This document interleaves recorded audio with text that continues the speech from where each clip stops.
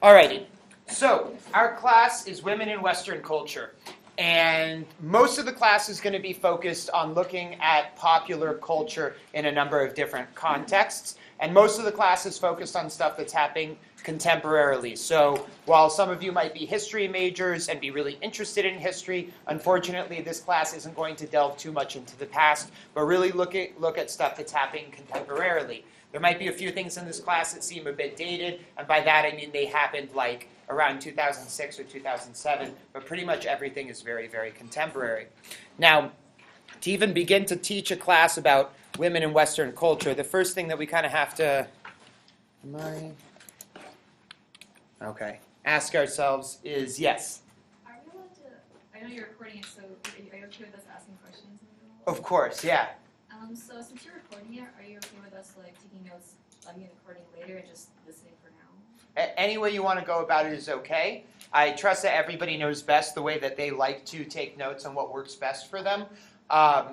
But I'm going to hold everybody accountable to knowing the information, right? So make sure you're taking notes in a way that allows you to really understand the material, because what's going to be on the slides themselves is only a portion of the content that's being delivered. So if you want to go back and take notes on the video later on, I actually think that's a really good approach, because then you have that kind of extra level of taking that information in. That's not a bad idea.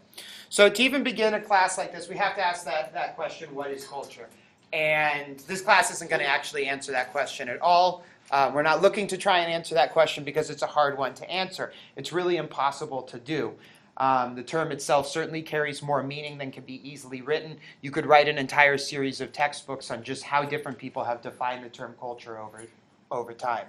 But most people would probably say about culture, you know it when you see it, right? We kind of all get what we're talking about and have some sense of understanding when other people use the term culture and when we use it, so that we are able to use the term to communicate with one another. Cultural theorist Sadie Plant gives a definition that I really like to use for this course, when she writes that culture emerges from the complex interaction of media, organisms, weather patterns, ecosystems, thought patterns, cities, discourses, fashions, populations, brains, markets, dance nights, and bacterial exchanges. You live in cultures, and cultures live in you. They are everything and the kitchen sink, right? And that definition was obviously intended to get us nowhere fast, right? That definition doesn't help us hone in on it, an understanding of culture, so much as to understand that culture is something that is kind of always bigger than can be captured by a definition, right? And with that said, I will never expect any of you in a paper for this class to provide me with a definition of culture, right? We're going to operate under the assumption that culture can't be defined, yet that somehow we all kind of know what we're talking about. Now, one thing that's really important about cultures is that cultures are immersive, right? They're not something that simply exists out there. They are what we live in. They are contexts. They are worlds. We're involved at any point in time in multiple cultures, right? So can somebody name a culture that we're all involved in right now? American culture, yeah. Right, university culture, and specifically University of Arizona culture, right? So what might be something that I could do or say that we'd all understand by virtue of being immersed in this University of Arizona culture? That's so hilarious. It's year after year. It's always that. Nice. Yeah, exactly. Bear down, right? Now, since all of us are involved in multiple cultures, right? Cultures that relate to our different identities, our geographic locations, how our bodies look, how we dress, all sorts of things. It means that these different cultures that we're immersed in sometimes complement one another, and sometimes they contradict one another. Right? So in the case of, for example, spices, right, in foods from different regions, when you think about hybrid cuisine, right, and I think, is hybrid cuisine, right? Someone here was a big cooking show fan. Do we call it hybrid, or what's the phrase? When you have Asian fusion, right? Fusion cuisine, right? Fusion cuisine is an easy way of demonstrating the ways in which different cultures can actually complement one another, even though they're quantitatively different, right? But at the same time, right, I do most of my research in the Middle East, and I spend a lot of my time over there. And whenever you go there to a Chinese restaurant or a sushi place or a pizza place, they always try and modify those dishes to make them kind of suit the palate of that particular place. And I'll tell you, I've had like some of the worst sushi and the worst Chinese food and the worst pizza when I'm in the Middle East, when I'm in Palestine doing my research, because sometimes that attempt at fusion just kind of clashes, right? And maybe food is a silly example to use in a class that's really talking about identity. So we might instead look at something like sexuality and religion, right? For people that are LGBTQ and Christians, at times existing in those two different cultures, right? Existing in an LGBTQ community and a Christian community can complement, or sometimes they can come into conflict with one another. So when we're talking about something like, University of Arizona culture and how it affects people, we always want to be thinking about the fact that every one of us is involved in a different set of cultures. So the way in which the university culture might affect you is different than the way it might affect me. Now, to say that cultures are immersive also means that they are experienced and they're felt. And I'm somebody who's really, really big on feeling. And our field of gender and women's studies is really big on feeling, right? Because most other fields don't really take feeling seriously, right? Is there anybody in here who's ever, just felt that something was wrong, but common logic and the way that most people think said that it was totally right?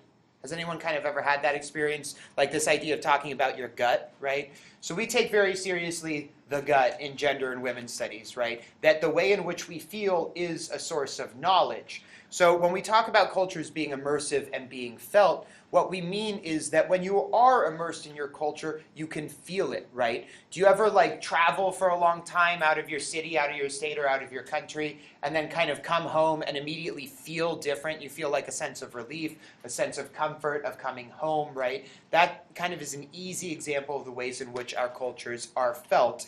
And it's really important for us to say that our cultures are felt because the most obvious aspects of culture are not those that are felt. When we talk about culture, we typically think of things that are aesthetic, right? Things that are visual. So we think of clothing, we think of flags, right? Or we think of particular words, images, language, right? But we don't really think about sets of feeling and the fact that people in different cultures feel different ways. And I'm not going to delve too deep into this right now, but you'll notice that throughout the class we deal a lot with feeling. Now, the less obvious aspects of culture include the felt dimensions, right? The ways in which our bodies are affected emotionally, physically, by the different cultures that we are immersed in. So this is a really easy visualization of what I'm talking about. And two of our first key terms for the course are up here: surface culture and deep culture. So surface culture, can anybody guess kind of what that term might refer to? Thinking of this iceberg metaphor as a way of thinking about it, what might surface culture refer to? Right? Visual culture, right? The more easily discernible aspects of culture. So when people think about culture, they typically think about just all this stuff up here, right? Food, flags, festivals, fashion, holidays, music, performances, dances, games, arts and crafts, literature, and language. But they're less likely to think about all the stuff down here, even though it's really important to understanding both the makeup of a culture and the differences between cultures. So when we look at notions of courtesy and manners, beauty, right? When we look at approaches to marriage, to raising children, to courtship. When I'm talking about gender, right, because this class is really quintessentially about gender, where do you think you see the concept of gender reflected best? Do you think that the stuff at the top is where you come to an understanding of gender? Or do you think it's more through the stuff at the bottom here? Right? The bottom. Everything that has to do with gender really kind of circulates down here, right? Things like body language and tone of voice, right? Again, approaches to courtship, to marriage. These things are all things that relate to gender. So in a class about gender and culture, we really need to dig below that surface, right? And look at deep culture. It's not to say that we're not dealing with everything up on the top. We're going to deal a lot with the easily discernible, the aesthetic, the visual. But in this class, we're also going to be dealing a lot with what's beneath the surface, all these things that really make gender what it is. Now, this class takes as its launching point the field of cultural studies. And cultural studies refers to a field that investigates the ways in which we understand, construct, and identify with the culture in which we are involved. That's supposed to say involved. You have to give me a pass here and there. And now cultural studies is something very, very different than biology or than political science or maybe even then business or engineering, because cultural studies is an interdisciplinary field. Is everybody kind of familiar with this term, interdisciplinary? Okay, so who here comes from the sciences? Who here comes from like the hard sciences? Yeah, what are some of the ones y'all are from? Like biology. Biology, Speech and hearing. speech and hearing, and yeah, There's nutritional science. nutritional sciences, and for you? Neuroscience. Neuroscience, right? So in particular, I'd say especially for the neuroscience and the biological sciences folks, within those fields you have pretty strict sets of rules about how things work. And you also have very specific methods that you use to investigate the world, investigate the natural world. Cultural studies as a field is interdisciplinary because it pulls from all sorts of other fields, right? So when we talk about a discipline, we talk about a field that's really kind of cordoned off, that has its specific rules, its operations within it. But cultural studies is interdisciplinary. You can use political science methods for cultural studies. You could actually even use biological sciences to investigate and write papers about cultural studies by looking at the ways in which biological processes affect culture, right? Now, for scholars of cultural studies, cultures are not universal or transhistorical. They haven't just existed the way they are forever, and they won't continue to exist the way they are forever. They emerge from human interaction with each other and our environments, and are constantly remade and revised over time, like identity. So in this class, when we're talking about something like hip-hop culture, if we're talking about something like Middle Eastern culture, or even the University of Arizona culture, we're talking about something that's in flux, that's constantly changing, that's constantly moving, that doesn't have some sort of transhistorical essence, right, that has never changed. And so as we're doing research, as we're writing, as we're being critical students in this class, we want to look at cultures as things that then have the potential to be changed and to be remade in ways that are perhaps more just, more progressive, more holistic. Now, cultural studies draws important links between identity and culture, and for many people those two terms might seem synonymous. When we think about cultures, oftentimes we talk about things like Black culture, LGBTQ culture, right? And these are terms that are used interchangeably for cultures and for identities. And in a lot of ways, culture and identity are very much the same thing. The term cultural imaginary, let me get out of the way here, refers to the symbolic field in which people come to understand their relationship, to understand themselves and describe their social being, indicating that the repertory of symbolic representation and practices that constitute cultural life may exert material force in the everyday existence of a people. So, this is kind of a huge mouthful of stuff to say, so I want to work through this quote very slowly, because this quote, the first time I read it, really helped me kind of grasp better why it's important to talk about culture, why culture isn't this insignificant thing, but is something that's actually very powerful, right? So, Camacho here, she writes that cultural imaginary is this symbolic field, right? So it's a field of symbols, a field of meanings, right? It doesn't have really clear boundaries, but it has this it's this floating set of practices that signify different things as having different meanings. And through these various significations, people come to understand themselves and describe their social being, right? Quintessential to our understanding of who we are as people is our understanding of our identities and the cultures that we're immersed in relationship to those identities, right? Which is to say, for me, right, for me to be able to explain to you how I experience the world, right, to really be able to get you to understand my life, I would first have to explain to you the significance to me of being Middle Eastern American, of being male, right, of being queer. I'd have to explain to you the significance of all of these sorts of identities, right? And then Camacho continues that the repertory of symbolic representation, right, this cultural imaginary, this field of signifiers and signified, that constitutes cultural life may exert material force in the everyday existence of a people, right? And when we're talking about material force, we're really talking about power. Cultures aren't just a set of ideas that kind of float out there that are only as significant as you choose to make them. Cultures have effects. Cultures have real world effects. And as we're going to talk about in this class, different cultures can have effects that are positive or negative. And culture is a site where politics and power are contested such that cultures can contribute to or contribute to fighting systems of oppression. In addition to being a place where identities form and are kind of challenged and changed, culture also produces artifacts that are important to be studied. So another key term, and throughout the class, whenever you see a bolded, italicized key term, right, those are going to be key terms from the course, many of which will be tested on the midterm, so you want to pay good attention to them. But I'm also always creating lists. I have an ongoing running list of every key term in the course that you can also reference if you ever want to. Yeah. Will the PowerPoints be on D2L? Yeah, this one's already up there for you. If you know, and I know folks probably are curious to ask about the laptop policy. So I am comfortable with folks bringing laptops to class on Tuesday for the purposes of taking notes. For Thursday discussions, which are going to be a lot more intimate, we're not going to have laptops out, and we shouldn't need them because you should either have your printed readings or your textbook with you on Thursdays.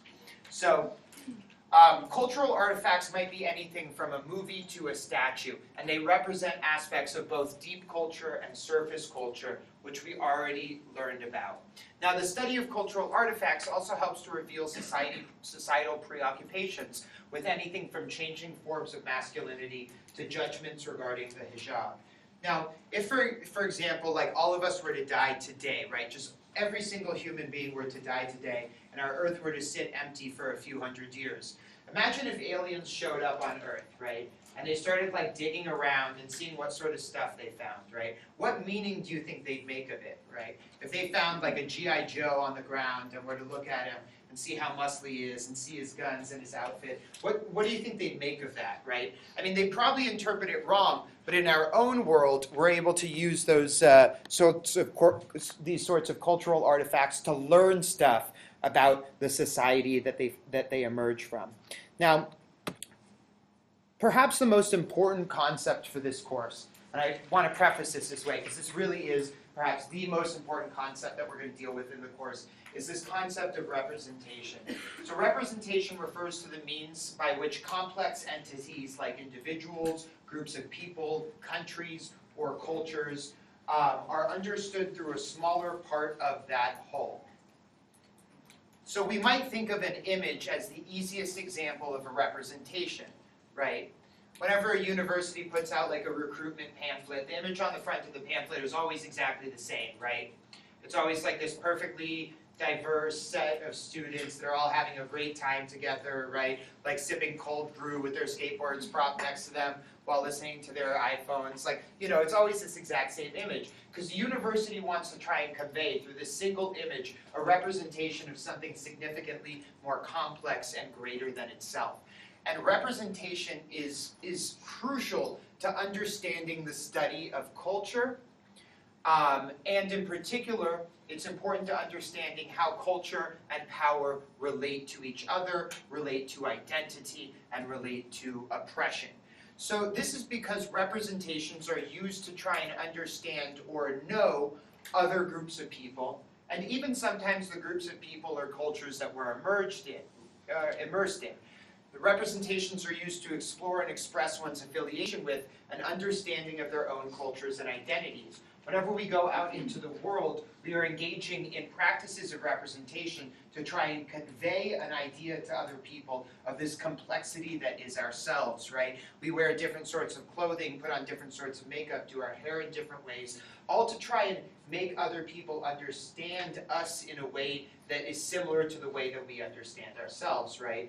The clothing we choose, everything is very intentional to make it so that, you know, when I go out in the world, when you see me and you look at my clothes and my shoes and my watch, which is Fossil, by the way, I know, gift from my sister, it's really nice for Christmas this year, right, that you kind of can make assumptions about me, right? The way that I got dressed today, for example, to come to class, it was the first day of class, and I wanted you all to think, like, this guy is a little bit stylish, right? He's pretty hip, right? He's put together. Is that product in his hair? Maybe it naturally stands like that on its own. I don't know, but that would be pretty cool for him, right? It's not. It's a little bit of product. Right? So this is all really important because I have this understanding of myself, right? this is the way I like to think about myself. And so I had to really put myself together in a way, right, that would make you think that. And there's going to be other days when I come to class dressed in different ways, and you're probably going to have, like, you're going to probably be like, oh man, Alex had a rough week already, right? You know, it's like, he's wearing, you know, his Lululemon pants, like, he must be totally checked out at this point. So not saying that that's what it means if you wear Lululemon pants, like,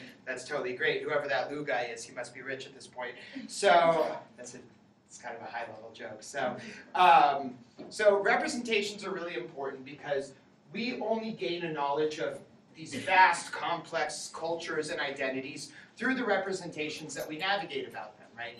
So, for example, you know, when we talk about something like the gay community, okay, it's a really funny term, this term, the gay community, because, like, not everybody in the gay community knows one another, right? There's not like an annual convention where everyone gets together and they all check in and decide, like, all right, what is the gay community doing this year, right?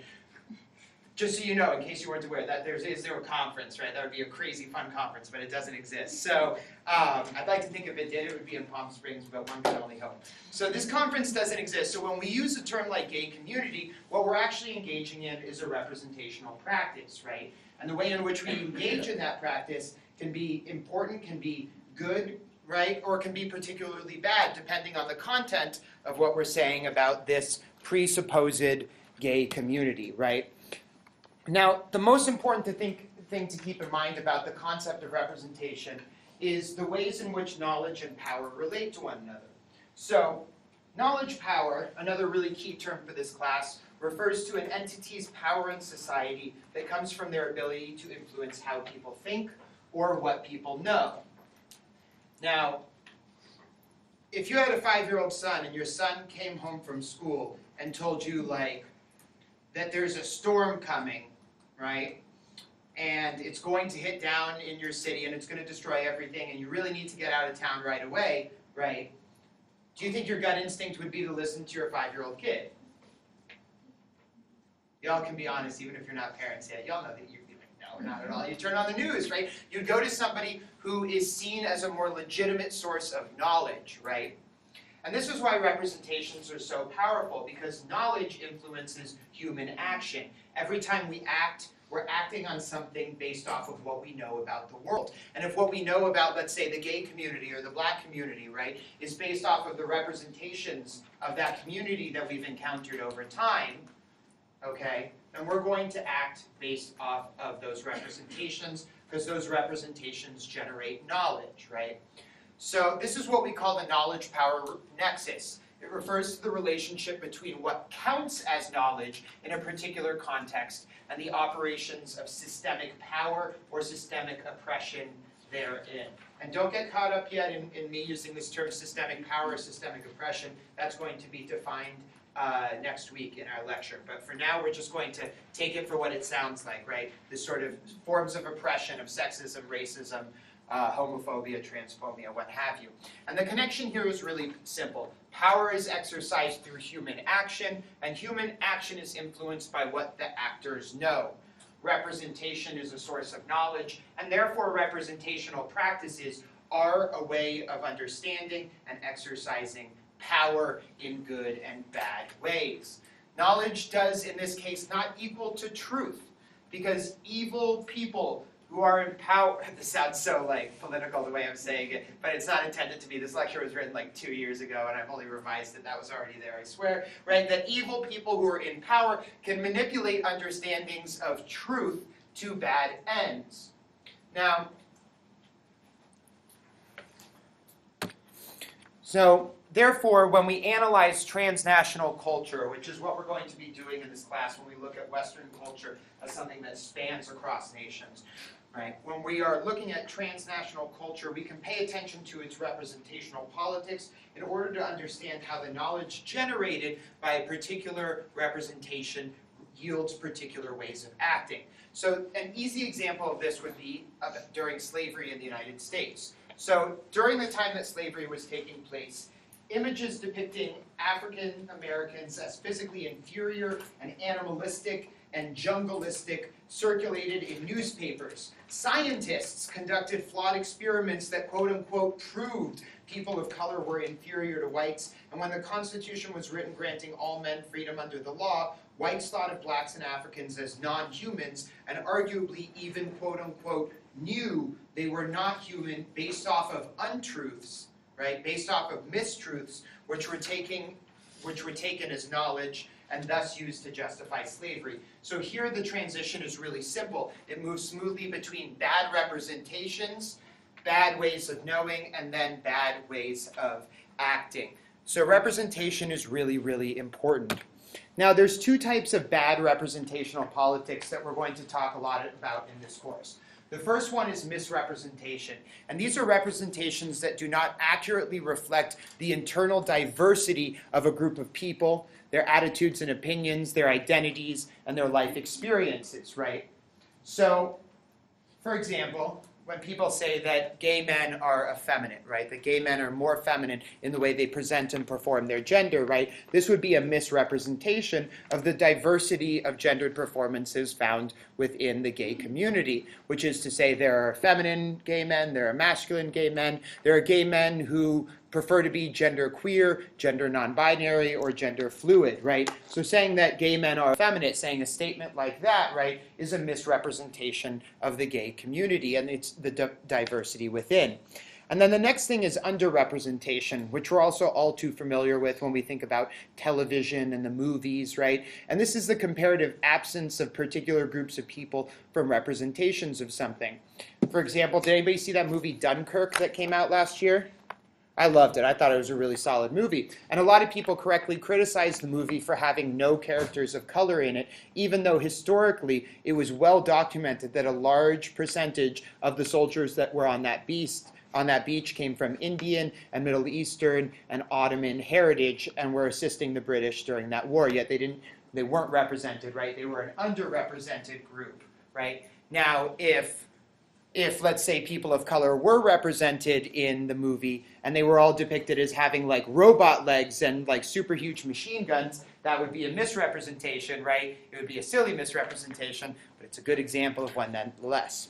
So I'd like to have everybody take a moment for a little bit of a discussion and share back exercise. And I'd like it if you talked with a partner next to you, introduce yourselves if you don't already know one another, and discuss some examples of either underrepresentation or misrepresentation that you find to be problematic, and also why you find them to be problematic. So if you want to, you can dig into just your kind of knowledge of popular culture. You can think about television shows, movies, music, whatever you might want to think about, and talk with the partner next to you. And I'm going to ask some folks to share examples of what they came up with. All right, so go ahead and take a minute to do that, and we'll check back in a moment.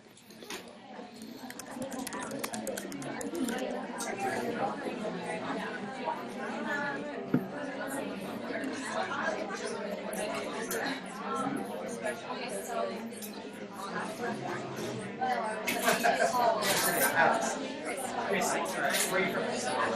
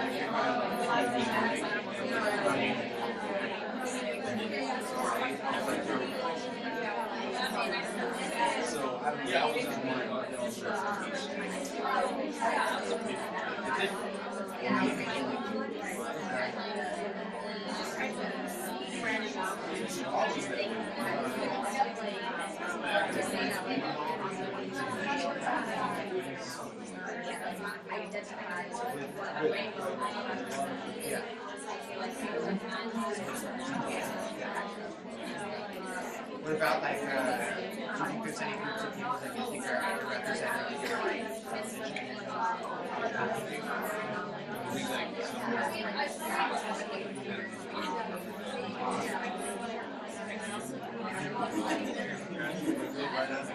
I would say Middle Eastern is, I couldn't think of any. big sitcoms or anything like that that have like Middle Eastern characters that are like positive and stuff like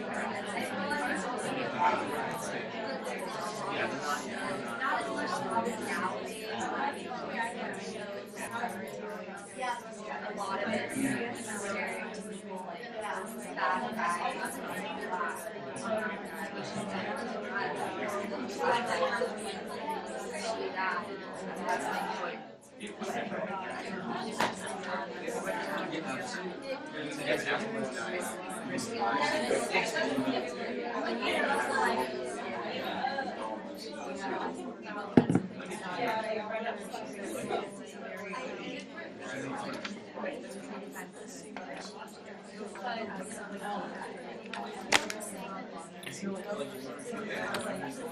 Alrighty. So, anybody want to volunteer? What did y'all talk about? Yeah, what's your name again? L. Elle, that's right. For underrepresentation, we were talking about Native Americans in television and film. Okay, Because you don't really see a lot of Native American characters. right. And also under misrepresentation, because people generally depict that whole like mystical, spiritual. That sort of stoic, like, you know, native stereotype, yeah. Rather than just a regular person. Yeah, exactly, exactly. Other folks? What did you talk about? Yeah, and who'd you chat with? Them. Okay. Like misrepresentations of like Mexican Americans in like media, film, TV. So what's like the stereotypical image that you think circulates a lot, or examples of some of those images? Like bald-headed, white beater shirt. Yeah. Long Dickies shorts. Yeah. Or for women, like the fiery Spitfire Latina stereotype, right? You know, this is another one, yeah. Other folks, yeah? I had a conversation with her about colorism in East Asian communities because I'm from Japan, so they tend to prioritize lighter skin. Even in foreigners, they prefer like a lighter skin foreigner Yeah. than someone who is Asian with darker skin, even though they are Asian. Yeah. So I test kind of. And later on in the class, we have a reading and a documentary we're going to watch that's just about skin lightening in Asia and in Southeast Asia and in the Middle East. So, all right, other folks? Anybody back here? This quadrant over here? Did the three of you, who talked over here? Us three? Yeah. Oh, yeah. Okay.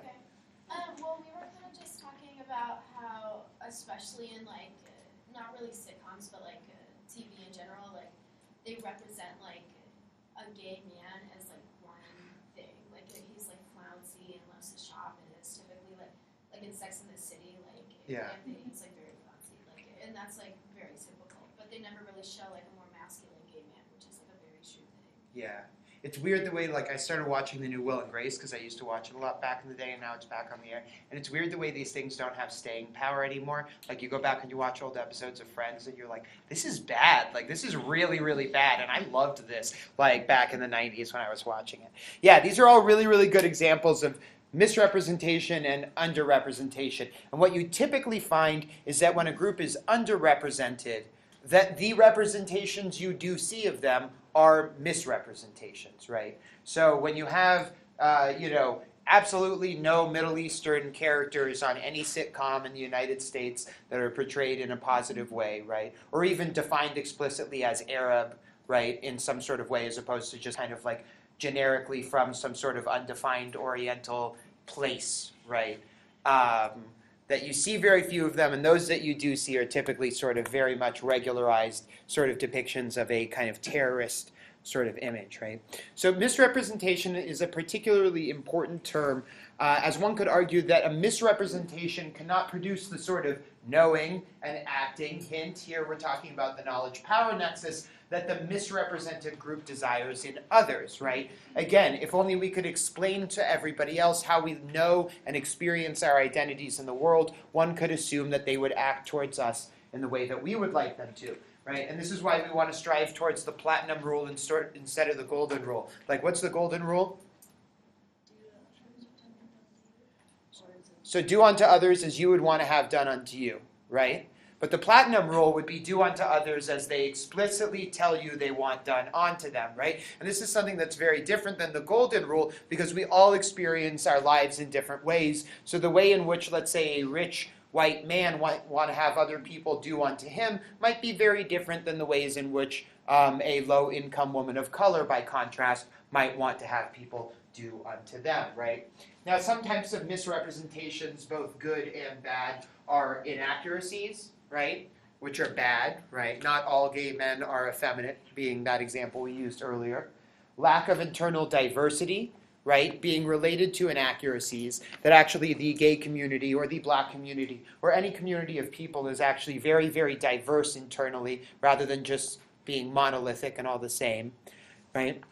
But there's also another type of misrepresentation, which is a strategic misrepresentation, right? And this is when a group of people intentionally misrepresents themselves to others in order to accomplish a goal, right? So when we think back to the debate around same-sex marriage legalization, a lot of the narrative that was used by pro-legalization, right, pro-same-sex marriage folks was this narrative of we're just like you, right? We all just desire the same, two-child household with a two-car garage and a white picket fence, And if you've ever looked at pictures of Neil Patrick Harris and his partner and their two kids that are just all too adorable in costumes at Disneyland, right? You get this sort of image, right? That we're nothing to be afraid of because we're just like you, right? And this is an intentional misrepresentation of the gay community that was used in order to accomplish a goal, right? Are gay people just like straight people? Well, in a lot of ways they are, but there's also a few really important differences that were part of the reason that people didn't want same-sex marriage to be legalized. But by strategically misrepresenting the community, a lot of people were able to gain inroads, right, to help, progress the same-sex marriage debate. Now, if we think then about representation and women, we would ask ourselves, well, how are women represented in popular culture? And popular culture often contains ideas about how to perform socially constructed gender roles, representations that dictate proper behavior. In other words, we're thinking back to this knowledge-power nexus, that representation informs and influences and structures human behavior, right? So if we see the same representation of women over and over and over and over again on TV, and when we're raising our little girls and they're seeing these representations of women the same way and the same way and the same way on television, they're going to grow up acting in those ways because they've learned that if you want to be valued in our society the way these women on TV are valued, you need to perform your femininity. You need to get up and get dressed and put on your makeup and do your hair and walk with an attenuated stride so that you're not like, walking like this when you're going. You have to learn all these things to be valued and approved of in your femininity because of the representations that you've encountered during your life. So if we look at the sorts of representations that we see of men and women, we notice that they're oftentimes constructed inverse to one another. So whatever men are depicted as, women are depicted as the opposite. Whatever is valued in men, the opposite is valued in women. So when we talk about this in our field, we talk about it as a binary, right, or dichotomy. Binary is really easy to think of because does anybody here know what binary code is? Yeah, it's right? It's ones and zeros. So every bit of digital information on any computer, any piece of software is actually reducible to just a series of ones and zeros and is called binary code, right? And all computer code is originally in binary.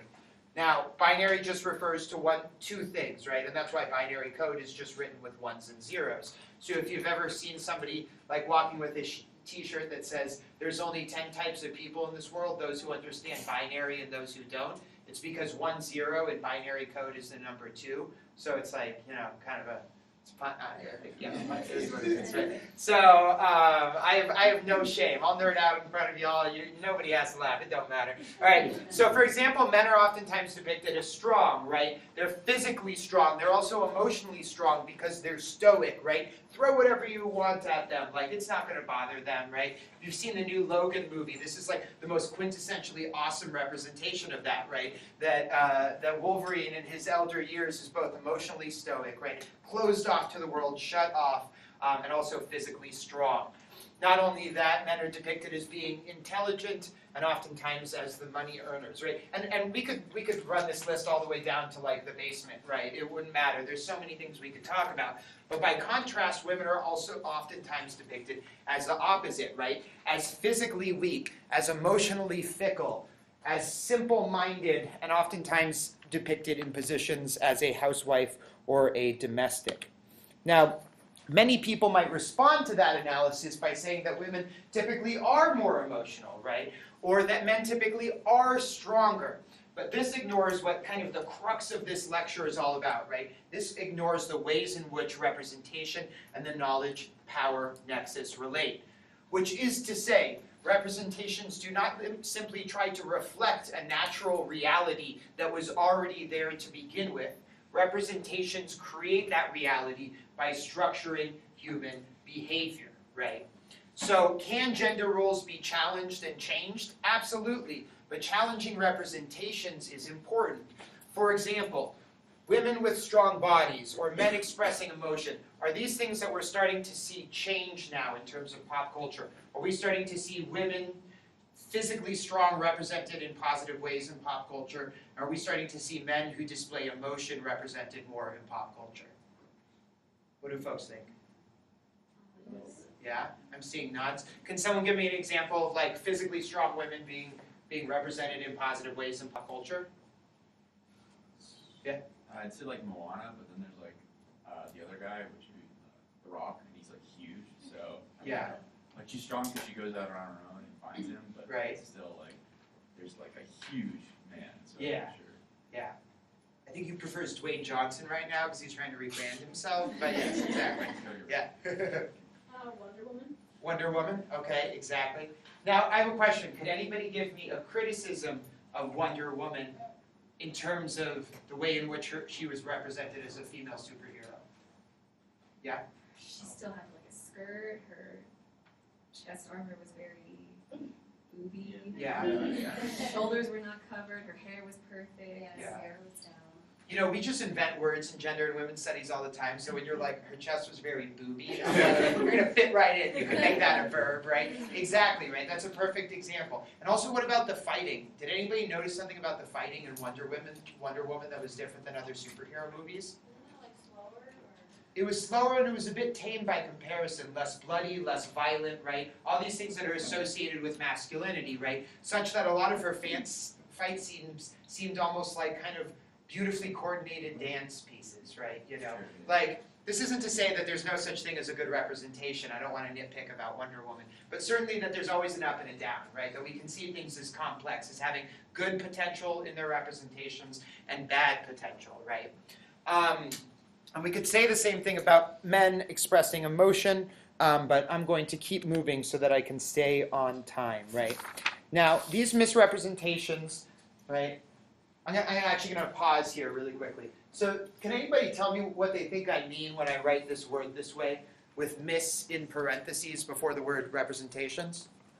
Because I do this a lot, and it'll be good to let everybody know, yeah? Isn't it just give like more feminine side towards the word because it's like a masculinity word?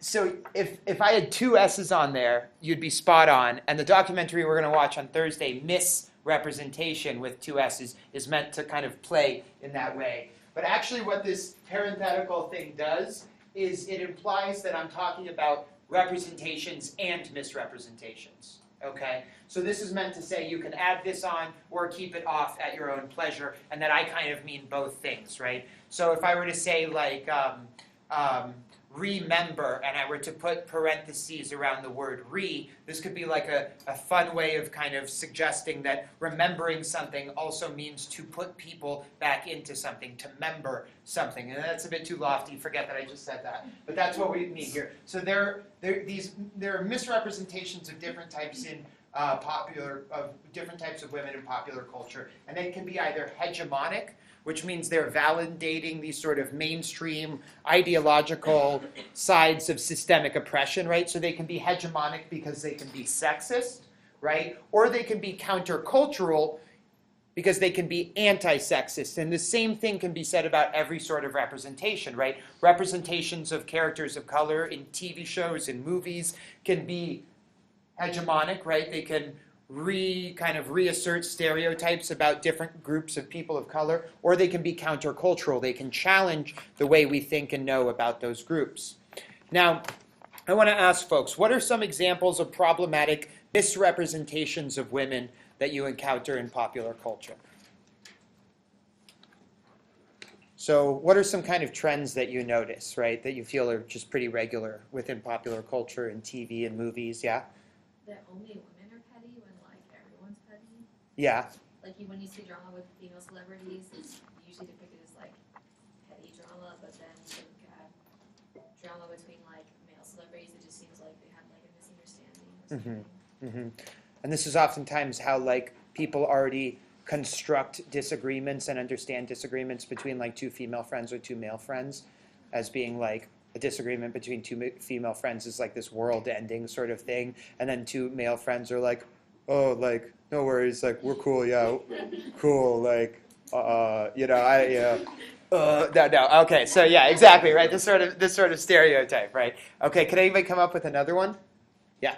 The ways in which like strong women are represented, it's like they have to shed all things that are seen as like typically feminine and like be one of the boys. And kind of like really strong women are more complex and dynamic than that. They're not just like strong, logical, rational, and having emotions or being guided by those, because those are part of our intuition, doesn't make someone less intelligent or irrational. Yeah. But it like contributes to. And you can be a strong woman who likes to, put on high femme makeup and dress and go out and, drink a skinny girl martini, right? And that's okay. It doesn't take away from your strength, right? I mean, your choice in drink is questionable, but that's universally true. So, all right. So representations can connect into power through the knowledge-power nexus, but we can look specifically at two ways in which representations create potentially harmful knowledge. And these two ways are the gaze and stereotypes. And when I'm talking about potentially harmful knowledge, I'm therefore implicitly talking about potentially harmful ways of acting, because how things are represented to us influences what we know about those things, and what we know about those things determines how we act towards them. So the gaze is a concept that comes from film theory. And it refers to how a viewer, and just so in case anybody's, this is not the definition of the gaze, right? It just comes from film theory. This is the definition of the gaze. It refers to how a viewer is led to see, right, to see the world from a particular perspective implied through the placement and control of the camera and other aspects of cinematography. So what the gaze does is it creates a point of view in which you see the world from the perspective of a certain character whose view is normalized through the film, right? So in most films that we watch, most of what we see is filmed from some angle that you're not assuming is a person, right? So if you watch like, the camera angles during a Quidditch match in one of the Harry Potter movies, right? Oftentimes the camera angles are not assumed to be from the perspective of a person. The camera's like in the midst of the action, maybe from above, from below. You know that this is what we call the God trick, right? This sort of view from above, this view that doesn't have a body attached to it. But oftentimes you see things that are really, really connected to an assumed to be character. So thus, as the camera moves, you're assuming that these are the eyes of a character moving in that same way. And there can be many types of gazes that relate to systemic power and oppression. You can have a male gaze, a heterosexual gaze, a white gaze. And the gaze is powerful because we use sight to gain knowledge. And fundamentally, we use sight to gain images or representations of things, of groups of people. For example, the male gaze refers to the creation of a view from a supposed male viewer, including by using film techniques like cropping, panning, and zooming. Now you might notice this from music videos, from films or advertisements that zoom in on women's sexual body parts, crop women so you only see their bodies or parts of their bodies, and pan across women's bodies such as up and down their legs. And to provide you with a kind of a quick visual representation of this, I'm going to show this quick little clip.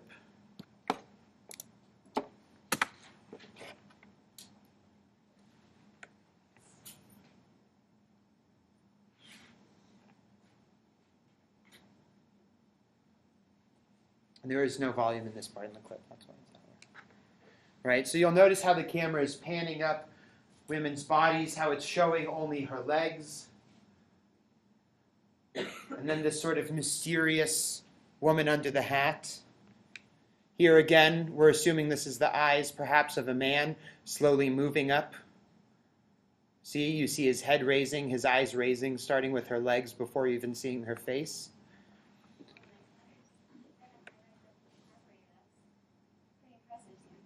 Double pump? It squirts the fuel in so you can go faster. Oh. I like to go fast. It looks like your distributor cap's a little loose. Yeah? How'd you know that? バレーボールやれるならちょっとくらい嫌なことだって俺は我慢できるお前がどんだけ嫌なやつでも極力視界に入れないように頑張ろうこっちのセリフだバカ野郎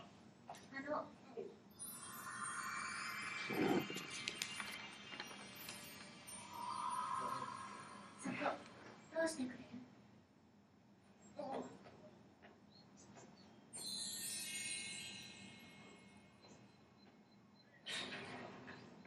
清子さんお疲れ様ですお持ちしますいい自分で持っていくから清子さん今日も美しいっすよし興奮するっす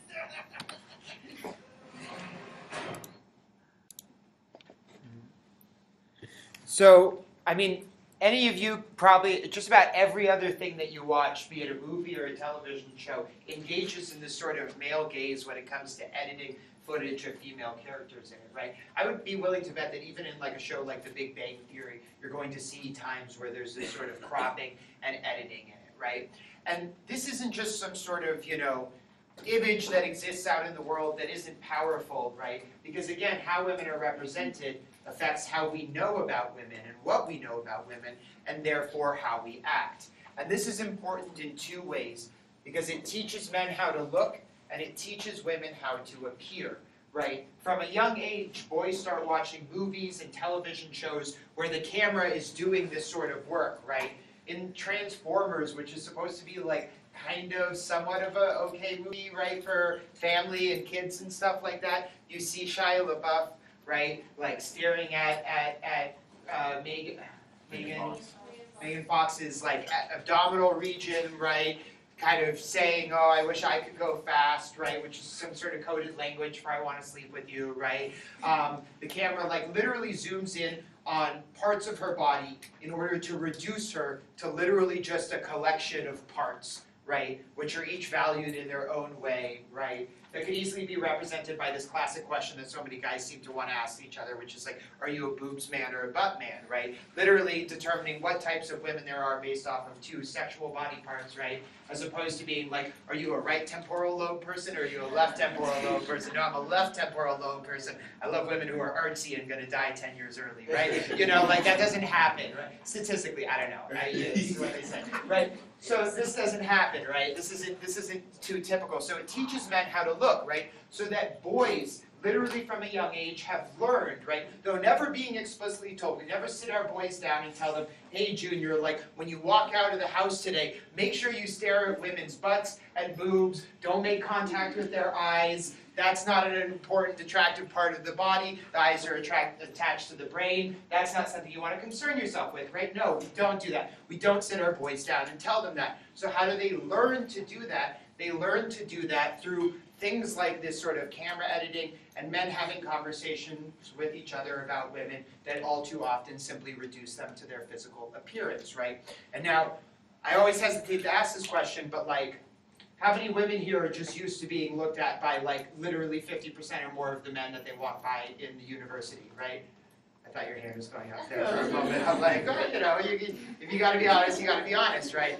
Who here like has the experience of walking past a guy who like looks at your chest, right? Maybe turns around after you pass to look at your butt, right? Who here has had that experience, right? Would you say that you have that experience on average once a day walking at the university? Is that like safe to say, right?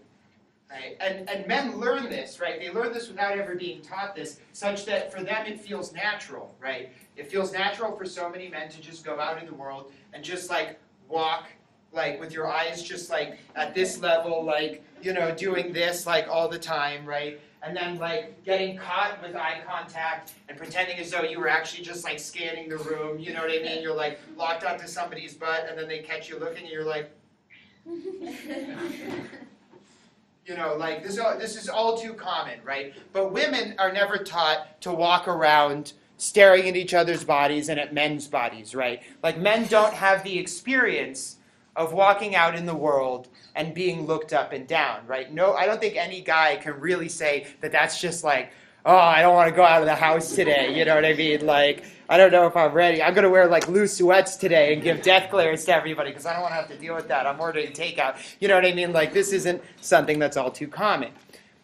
And the concept of the gaze can refer to categories besides just sex and gender, and oftentimes intersect with other gazes or identity categories and their functions. So we might talk about something like a white gaze, which can create a view that devalues or stereotypes characters of color, involving not only the filming technique, but the content of the images created for the screen. So for the example, the ways in which low-income communities of color are depicted, right, in movies and in TV shows, this can create a white gaze. In other words, a gaze that values whiteness and white people and acts and sees the world in a way that continues to value that view. Similarly, we could talk about a heterosexual gaze, right, which connects into a gendered male gaze as well, because the way in which men go about looking in the world, right, and the way in which women go about looking in the world, like seeing other people and other stuff, is built off of assumptions about sexuality, right? So most of us go out in the world and operate on the assumption that the majority of people we're interacting with are straight without knowing whether or not they actually are, right? And the way in which we see the world is oftentimes attached to those sorts of assumptions. Now, the next concept that's important for understanding the role of representation is that of a stereotype. And I'm going to speed through this because this is a concept that folks are already too familiar with. So, although stereotypes are thought of as universally bad, they are not always necessarily so. Stereotypes are a natural and normal part of human existence. Just like representations, the way in which we know about even our own communities is oftentimes based off of stereotypes. An easy example would be like meeting somebody from your community, right? So if I'm like in the Middle East, this happened to me actually. I was in Ramallah about 4 months ago, and I'm at this shop, and this guy sees my tattoo of a saguaro cactus, and he's like, and he hears me speaking Arabic, and he can tell my Arabic is kind of American sounding, and he's like, hey, are you from the US? I said, yeah, and he's like, where are you from? And I told him, I'm from Arizona, like, and I say that first because you're already potentially losing a lot of people. He's like, where in Arizona? I'm like, Southern Arizona, and he's like, where in Southern Arizona? I'm like, I'm from Tucson, and I'm expecting like, I'm from Phoenix, and then it's, it's going to be, but he was like, I'm from Tucson too, that's crazy. And like literally the first question out of my mouth was like, are you keeping up with UA sports like when you're over here? Because the games were at like 3 o'clock in the morning, because we're like halfway around the world. And he was like, I'm not too into U of A sports, right? So I understand that most people in Tucson are like into the kind of U of A sports, right? Or I stereotyped Tucsonans in that way. And the way I interacted with him was based on that stereotype. Was there anything really harmful about what happened? No, right? The stereotype didn't play out in a way that like was harmful really for anybody in the interaction, right? And we could say that that's maybe a positive stereotype about Tucson. When I talk to other people, like when I talk to friends from LA, the first 2 things I tell them is like what I pay for rent. And then after that, I tell them like, about the community here and that we're kind of a big city in a small town and we love our college sports, right? Because in LA, it's too big to be into college sports. LA can't be a college town, but Tucson really is, right? But that's also a stereotype of our city. It's not true of every single person that forms the Tucson community. Now, they serve as a way of communicating about large concepts, ideas, or groups of people, right? When I say we're a small town but a big city who loves our college sports, that's a way of me teaching other people about Tucson. And therefore, the benefit or the harm of stereotypes comes from their content and their intent, right? Rather from the mere fact that it's not a perfect representation of a community. So again, to refer to this idea of the gay community, this isn't like a cohesive community of people who all know one another and talk and are all agreeing about every single thing, right? But the term gay community itself, which invokes this idea of connectivity and of shared experience, can be used for good ends. It can be used to draw attention to important political issues. However, other stereotypes are problematic because they limit our ability to think critically and with creative nuance. When we stereotype a group of people, what we limit in ourselves is our ability to understand that every group of people has a lot of internal diversity, right? Such that the differences between men might be equal to or more than the differences between men and women. So, for example, the common use of the term Islamic extremism, right? As a result of this term, right, that simply puts Islam and extremism together, oftentimes it limits many people's ability to think critical about whether that stereotype is true, about how the vast majority, 99 probably percent of Muslims around the world do not subscribe to the beliefs of organizations like ISIS or Al-Qaeda, and about what things the U.S. does abroad that might breed hatred towards the United States, or about what purposes are served by using such a term or such a stereotype. So overall, stereotypes are not universally bad, but they should be analyzed, and that's something we do a lot in this class when we think critically about representational practices. They can have important purposes that we might call tactical or strategic stereotypes, like when people who were advocating for same-sex marriage said, we're just like you, we're exactly the same, we want the same sort of cookie-cutter, white picket fence, two-car garage sort of life. Yet others create a very narrow depiction of a diverse group of people that teach people how to think and act in regressive ways towards and about that group. And these are the stereotypes that need our attention, criticism, and interrogation. So that does it for the lecture today.